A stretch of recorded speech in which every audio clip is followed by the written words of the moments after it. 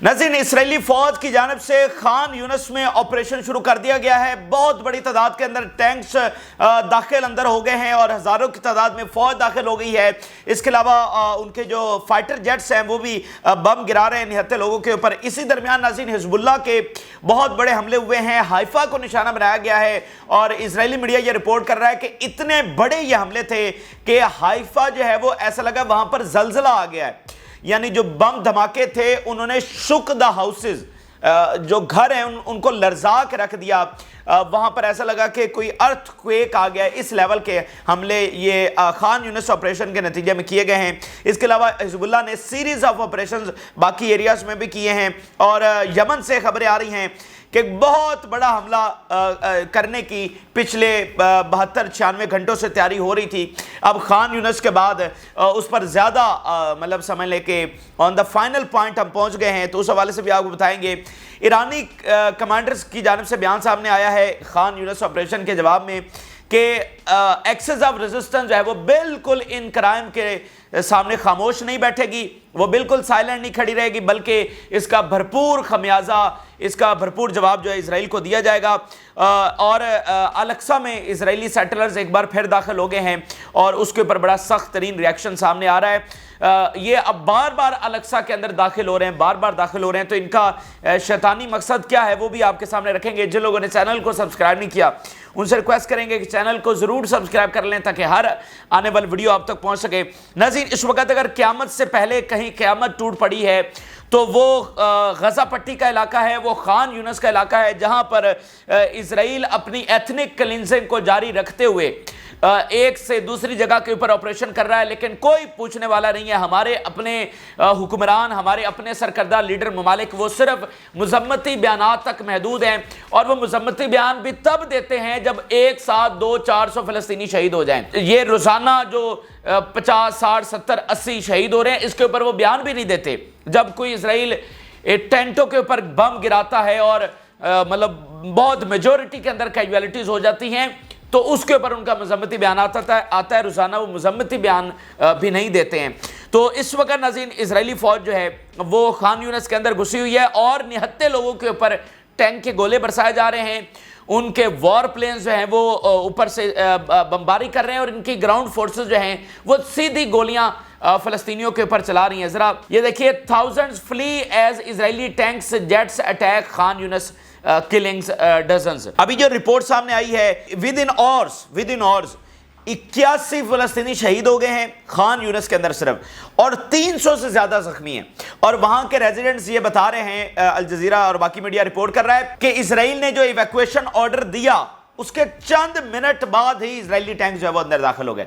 यानी एक तरफ उन्होंने कहा कि निकलो और 20-25 मिनट के बाद जो है टैंक, 20-25 मिनट में कौन सी इवैक्यूएशन होती है? 20-25 मिनट में आप कहाँ जाएंगे? और वो गजा पट्टी जो ऑलरेडी तबाही का एक अलामत बन चुकी है और हर तरफ पहले ही बम गिर रहे हैं, तो आप जाएंगे कहाँ 20-25 मिनट के अंदर?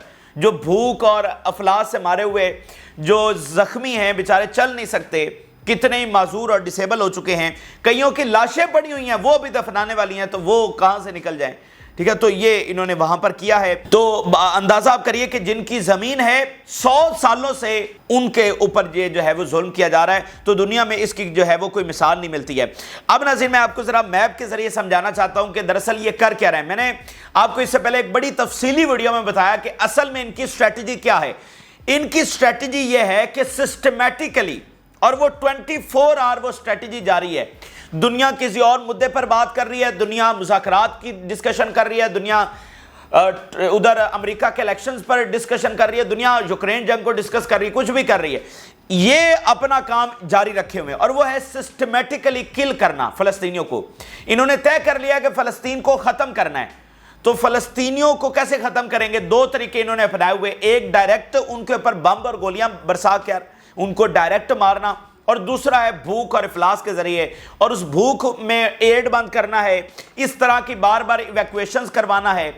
तो ये सारा तरीकाकार इन्होंने इस्तेमाल किया हुआ। तो अभी जरा अगर आप मैप के ऊपर देखें तो आपको पता चलेगा कि ये खान यूनिस में लोगों को जो अल मवासी का एरिया है, जो कि सो कॉल्ड ह्यूमैनिटेरियन एरिया है, जहां पर पिछले दिनों ने बम गिराए थे, सो कॉल्ड जो ह्यूमैनिटेरियन एरिया, ये उसकी तरफ लोगों को मजीद धकेल रहे हैं। ये बेसिकली क्या कर रहे हैं کہ وہ جو سو کالڈ ہیومینیٹیرین ایریا ہے وہ شرنک کر رہے ہیں، یعنی جتنا انہوں نے الاٹ کیا ہوا تھا خود کہ یہاں تک ہیومینیٹیرین ایریا ہے، جو کہ اصل میں تو نہیں ہے لیکن پھر بھی ان کے مطابق تو ہے، تو اس کو بھی یہ شرنک کر رہے ہیں، وہ ایریا بھی کم کر رہے ہیں۔ اب سمجھ لیں کہ اب یہ سارے لوگ کوئی 18-20 لاکھ لوگ جو ہے نا وہ اسی المواسی کے چھوٹے سے ایریا میں جمع ہو جائیں گے۔ اب ذرا اس بات کو سمجھیے، یہ کتنی گہری اور کتنی خطرناک بات ہے، اور ہم بالکل فائنل مومنٹ کے اوپر آ گئے ہیں۔ انہوں نے پورے غزہ کے اوپر بم گرایا، میں نے آپ کو بتا دیا کہ ان کا مقصد کیا ہے، فلسطینیوں کو کل کرنا۔ اب یہ اندازہ لگائیے کہ چونکہ پورے غزہ میں جگہ جگہ پر بم گرا کر یہ اپنے مقصد کو اچیو نہیں کر سکے، تو اب یہ کیا کر رہے ہیں کہ انہوں 18-20 لاکھ کو ایک چھوٹے سے علاقے کے اندر جمع کر رہے ہیں۔ اب اس بات کو سمجھ رہے ہیں کہ پورے غزہ میں جیسے فلسطینیوں نے کہا کہ ہمیں ایسے مارا جا رہا ہے جیسے جنگل کے اندر کسی ہرن کا شکار کیا جاتا ہے کہ وہ ہرن کبھی ادھر بھاگ رہا ہے کبھی ادھر بھاگ رہا ہے اور شکاری اس کے پیچھے پیچھے ہوتا ہے، تو ہمارے ساتھ یہ کر رہے ہیں۔ تو انہوں نے پورے غزہ میں بم گرا کر 2 لاکھ کے قریب لوگوں کو شہید کیا، لیکن اب وہ ٹوٹلی تو اپنے مقصد میں کامیاب نہیں ہو سکے، تو اب یہ ان تمام کو ایک چھوٹے سے علاقے میں جمع کر رہے ہیں۔ تو اندازہ کریے کہ یہ وہاں پر کرنے کیا جا رہے ہیں، چھوٹے سے علاقے میں 20 لاکھ کو جمع کر کے یہ پھر اس کے بعد کیا کرنے والے ہیں، تو یہ آپ بخوبی سمجھ سکتے ہیں کہ اب ان کا پلان کیا ہے۔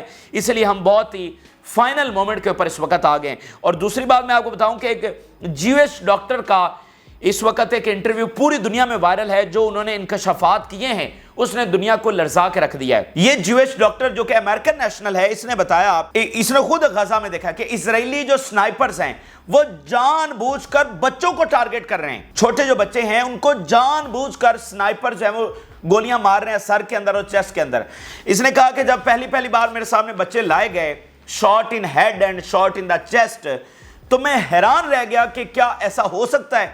اس نے کہا پھر کیا ہوا کہ میرے پاس ایسے بچے لائے گئے جن کو 2 بار شاٹ کیا گیا تھا، یعنی سینے کے اوپر 2 بار گولیاں ماری گئیں، یہ سر کے اوپر 2 بار گولیاں ماری گئیں۔ تو میں نے کہا کہ ایک بچے کو 2 بار مسٹیکنلی کیسے مارا جا سکتا ہے، یعنی وہ خود بھی تو ایک جیوش تھا نا، وہ یقین نہیں کر رہا تھا کہ ہماری اسرائیلی آرمی یہ بھی کر سکتی ہے۔ تو اس نے کہا کہ جب میں نے دیکھا کہ ایک ہی بچے کو 2 بار مارا گیا ہے تو میں نے کہا کہ نہیں، یہ غلطی سے نہیں ہو سکتا، غلطی سے ایک بار کوئی ایک آدھ بچے کو مارا جا سکتا ہے، لیکن تواتر سے بچوں کو مارنا اور وہ بھی 2 بار مارنا، اندازہ کریے دنیا کی کون سی فوج ہے جو ایسا کر سکتی ہے۔ اسی لیے یہ جو کچھ غزہ میں ہو رہا ہے، دنیا کی تاریخ میں جو جنگیں ہوئی ہیں اس کی کوئی مثال نہیں ملتی جو کچھ اس وقت یہاں پر ہو رہا ہے۔ اور اس ڈاکٹر نے بتایا کہ میں 40 سال میری سروس ہو گئی ہے، میں ساری دنیا میں گیا ہوں، جہاں جہاں پر مصیبتیں آئی ہیں، کہیں زلزلے آئے، کہیں پر سول وار چھڑی، دنیا میں جہاں جہاں مصیبتیں آئیں، جہاں جہاں پر جنگیں چھڑی، میں وہاں گیا ہوں، لیکن میں نے آج تک اپنی 40 سالہ زندگی میں وہ مناظر نہیں دیکھے جو میں نے غزہ میں دیکھے ہیں۔ اس نے کہا میں نے اپنی زندگی میں کبھی ایسے بچے نہیں دیکھے جو میرے پاس لائے گئے ہوں اور ان کے باڈی پارٹس مسنگ ہو، یعنی ہاسپٹل میں بچے لائے گئے ہیں، کسی کی ٹانگ نہیں ہے، کسی کا بازو نہیں ہے، میں نے کبھی اپنی پوری سروس میں ایسے بچے نہیں دیکھے۔ تو یہ کچھ اس وقت ہو رہا ہے، اور سوچئے یہ سب کچھ ہو کے کیا ہمارے کسی سرکردہ لیڈر مالک نے کہا کہ اسرائیل کو اس کا انجام بھگتنا پڑے گا؟ کسی نے کہا کہ نتن یاہو کو کیپٹل پنشمنٹ ہونی چاہیے؟ وہ تو ابھی بھی تیار، اتنا سارا کچھ ہو جانے کے بعد یہ ملک ابھی بھی تیار بیٹھے ہوئے ہیں کہ اسرائیل اگر آج جنگ روک دے تو ہم آج بھی اسرائیل سے نارملائزیشن کر لیں گے، تعلقات بحال کر لیں گے، ٹریڈ شروع کر دیں گے، یہ ابھی بھی اس حالت میں تیار بیٹھے ہوئے ہیں۔ اچھا، تو میں آپ کو ناظرین بتا دوں اس وقت کہ دنیا جو ہے نا اب ان کے وجود سے گھٹن محسوس کر رہی ہے۔ اب دنیا ان کے ظلم، سفاکیت، جھوٹ، منافقت اور پراپیگنڈا سے اس وقت تنگ آ چکی ہے۔ دنیا اب ان کے ساتھ سروائیو نہیں کر سکتی، یا تو پھر یہ اس پورے کرۂ ارض کے اوپر رہیں گے یا پھر کوئی اور نہیں رہے گا۔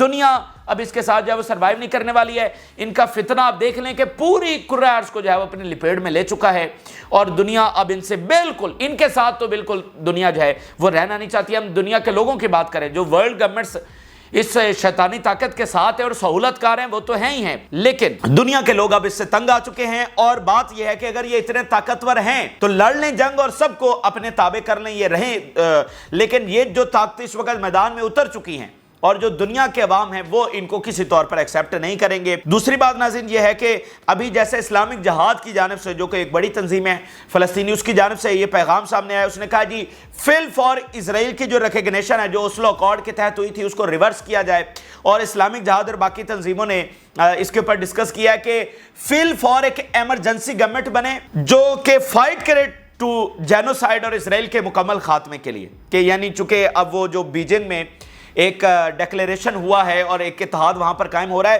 تو وہ کہہ رہے ہیں کہ ہمیں ایک ایمرجنسی گورنمنٹ غزہ میں قائم کرنی چاہیے اور سب کو مل کر جو ہے مطلب ایک بھرپور جنگ، ایک مکمل اور فیصلہ کن جنگ جو ہے وہ لڑنی چاہیے اس ابلیسی طاقت کو مکمل طور پر ختم کرنے کے لیے۔ اچھا، اسی درمیان آپ دیکھیں کہ اسرائیلی جو سیٹلرز ہیں وہ ایک بار پھر مسجد اقصی کے اندر داخل ہو گئے ہیں in the protection of the army, اور یہ ہفتے میں دوسری سے تیسری بار ہو رہا ہے۔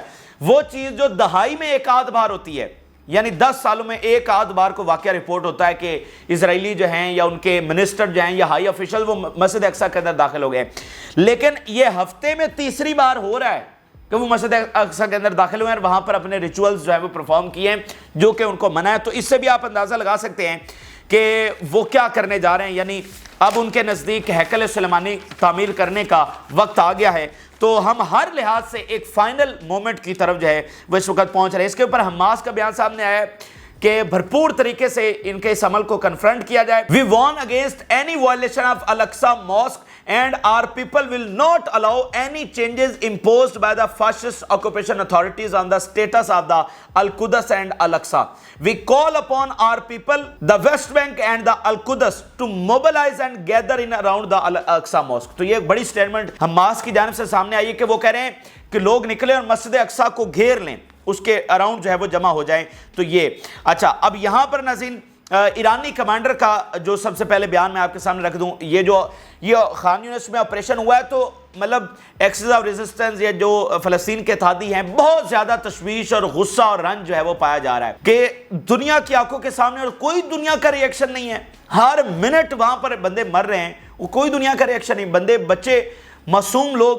اچھا، تو ایرانی کمانڈر نے کہا کہ ہم بالکل ایکسس آف ریزسٹنس کے اوپر خاموش نہیں بیٹھے گی، ان وار کرائمز کا حساب لیا جائے گا، اس ایک ایک ظلم کا جو حساب لیا جائے گا۔ انہوں نے پوری ایکسس آف ریزسٹنس کی بات کی ہے کہ وہ بھرپور جواب اس کا دینے جا رہی ہے۔ اسی درمیان ناظرین حزب اللہ کے میگا آپریشن اس وقت رپورٹ ہوئے ہیں اور اگلے گھنٹوں میں مزید بہت بڑے operation in response to the Khan Younis operation وہ ایکسپیکٹ کیے جا رہے ہیں۔ اور ابھی جو ناظرین انہوں نے حملہ کیا ہے حائفہ کے اوپر بتایا جا رہا ہے، اور حائفہ کے اوپر اتنا بڑا اٹیک ہوا ہے کہ جیسے وہاں پر زلزلہ آ گیا ہو۔ اس کے علاوہ حزب اللہ نے جو نئی آبادیاں ہیں وہاں پر بھی اپنے حملے تیز کر دیے، جہاں پر جو ایویکویٹڈ نہیں ہیں وہاں پر ان کے جو لوگ سیٹلرز موجود ہیں۔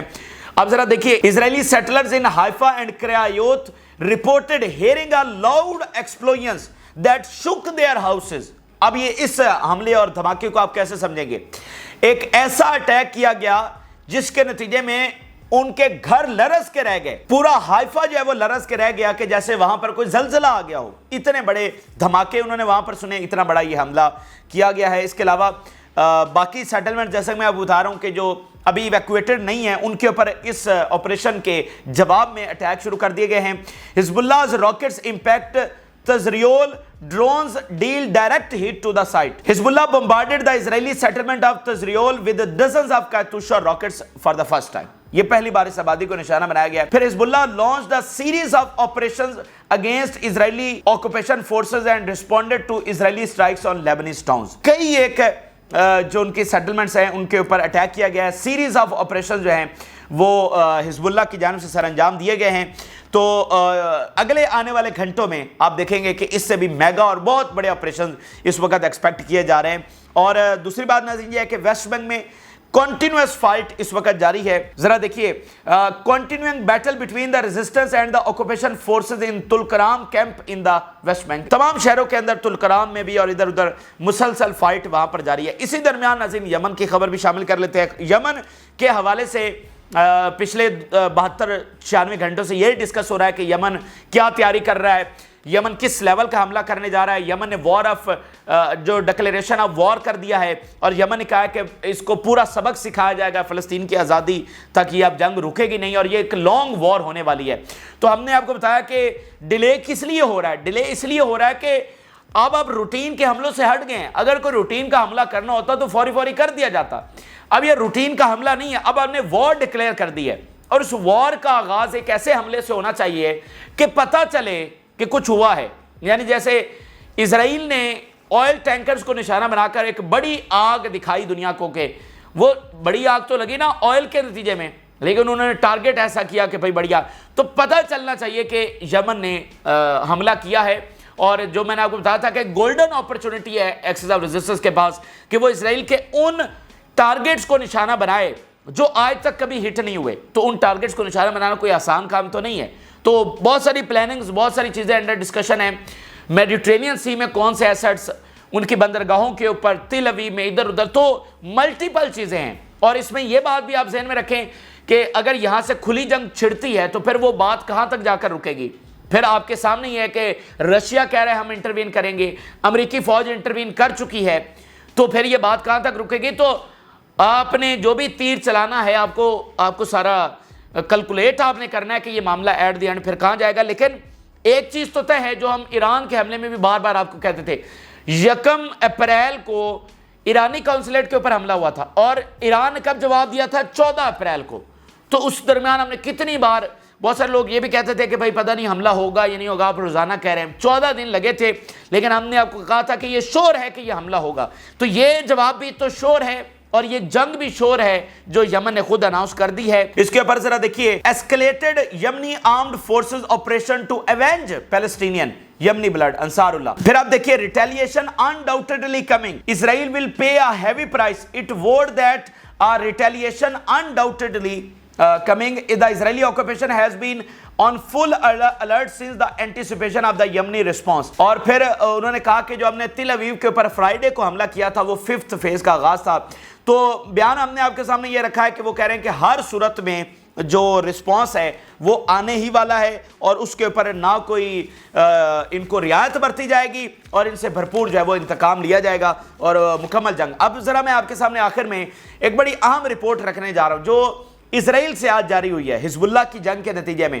ایک تو یہ طے ہے کہ یمن جو یہ اٹیک کرنے جا رہا ہے اسی کے ساتھ حزب اللہ والی جنگ بھی شروع ہو جائے گی. اچھا, اب وہ حزب اللہ والی جنگ پہ پہلے بھی بہت ساری رپورٹس آئی ہیں.